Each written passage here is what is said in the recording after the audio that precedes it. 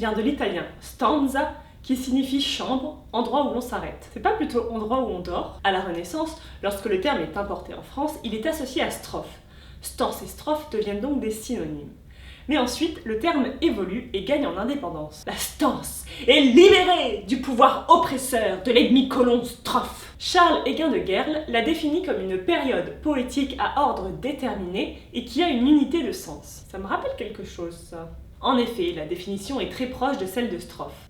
Quelle est la différence alors? Au XVIIe siècle, le terme de stance est intégré au langage technique du théâtre classique et signifie monologue divisé en strophes ayant le caractère d'un poème lyrique. Retournement de situation, la stance prend le contrôle et annexe la strophe. Le théâtre classique français est écrit en vers, généralement en alexandrin, avec des rimes suivies. Eh bien la stance vient rompre avec ce modèle, puisque son maître est plus diversifié. En exemple, un extrait de la pièce La Suivante de Corneille. Jamais ne verrai-je fini cette incommode affection, dont l'impitoyable manie tyrannise ma passion. Je feins et je fais naître un feu si véritable qu'à force d'être aimé, je deviens misérable.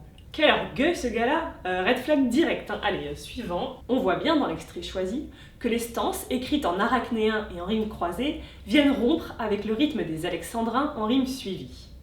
Au théâtre, cependant, les stances sont réservées à des moments rares et précieux pour ménager leur effet. Perso, j'ai pas vu le côté précieux dans ce que tu as lu. À propos des stances, Corneille précise que les déplaisirs, les irrésolutions, les inquiétudes, les douces rêveries, et généralement tout ce qui peut permettre à l'acteur de prendre haleine et de penser à ce qu'il doit dire ou faire, s'accommodent merveilleusement avec leur cadence inégale et avec les pauses qu'elles font faire à chaque couplet.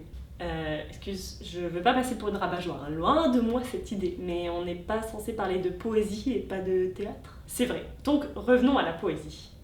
Quoique dans les stances, le nombre, la mesure des vers et la disposition des rimes soient absolument au choix du poète, il est cependant des règles qu'il faut observer. J'observe, mais pour le moment, je vois rien. La première, le sens doit finir avec le dernier vers de la stance. 2. Le dernier vers d'une stance ne doit ni rimer, ni avoir aucune ressemblance de son avec celui qui commence la stance suivante. Et 3. Les mêmes rimes ne doivent pas se reproduire dans 2 stances consécutives. Non mais je suis sûre que j'ai déjà entendu ça quelque part. Hein. Oui, je t'accorde que la définition est quand même très proche de celle de strophe. Mais c'est quoi la différence alors? La stance est aussi associée au genre lyrique et poétique de l'ode. Elle ne répond pas. Mais les théoriciens ne sont pas d'accord sur le terme à utiliser entre stance et strophe.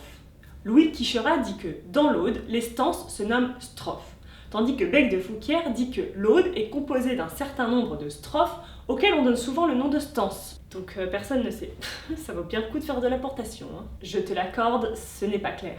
D'autant qu'au pluriel, le terme prend un sens un peu différent et signifie un poème d'inspiration généralement élevée, formé de plusieurs strophes. Non mais vraiment ?